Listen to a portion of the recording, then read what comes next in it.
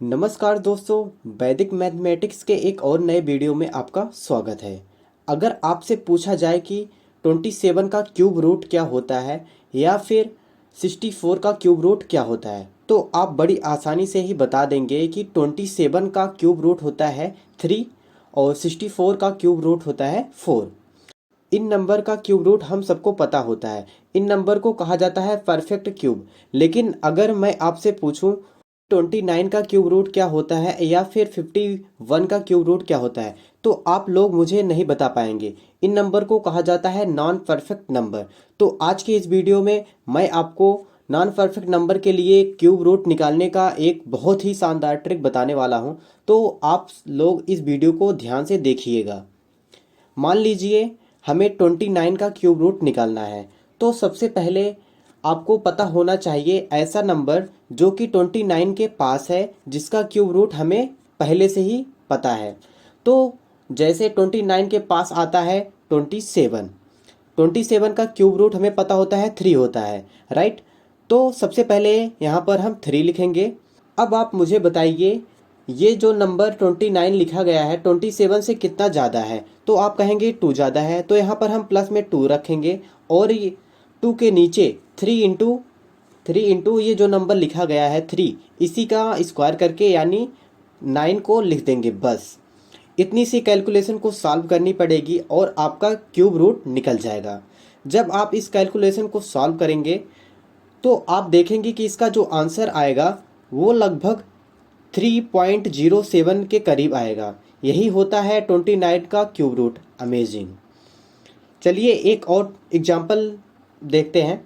मान लीजिए कि हमें इस बार 129 का क्यूब रूट निकालना है। तो हमने देखा कि 129 के सबसे पास है 125 और 125 का क्यूब रूट हम सबको पता है कि कितना होता है, 5 होता है, राइट। तो यहाँ पर हम लिख देंगे 5। अब आप मुझे बताइए 125 129 से कितना ज़्यादा है, तो आप कहेंगे कि 4 ज़्यादा है। तो यहाँ पर हम लिखेंगे प्लस का 4 और 4 के नीचे 3 इंटू, यहाँ पर लिखेंगे 3 इंटू ये जो नंबर है लिखा हुआ है 5, इसका स्क्वायर करके यहाँ पर हम लिख देंगे यानी कि 25। बस इतनी सी कैलकुलेशन हमें सॉल्व करनी होगी और हमारा क्यूब रूट निकल जाएगा। सॉल्व करने के बाद आप देखेंगे कि इसका जो आंसर आएगा लगभग वो 5.05 के करीब आएगा और यही होता है 129 का क्यूब रूट। अमेजिंग। अब एक लास्ट एग्जांपल देख लेते हैं जो आपको समझना बहुत ही ज़रूरी है। इस बार हम क्या करेंगे, 210 का क्यूब रूट हमें निकालना है। तो हमने देखा कि 210 के पास आता है 216, ठीक है, 216 और 216 का क्यूब रूट होता है 6। तो यहाँ पर सबसे पहले हम लिखेंगे यहाँ पर 6। अब आप ध्यान दीजिए, ये जो 210 है ये 216 से ज़्यादा नहीं है बल्कि क्या है, कम है। और कितना कम है, तो आप कहेंगे 6 कम है। तो यहाँ पर हम क्या रखेंगे, माइनस का 6 रखेंगे। ध्यान दीजिए, अगर ज़्यादा होता है तो हम क्या रखते हैं, प्लस। अगर कम है तो यहाँ पर हम क्या लगा देते हैं, माइनस। अब यहाँ पर 6 के नीचे हम लिखेंगे 3 इंटू ये जो नंबर 6 है इसका स्क्वायर है यानी कि 36 रखेंगे यहाँ पर।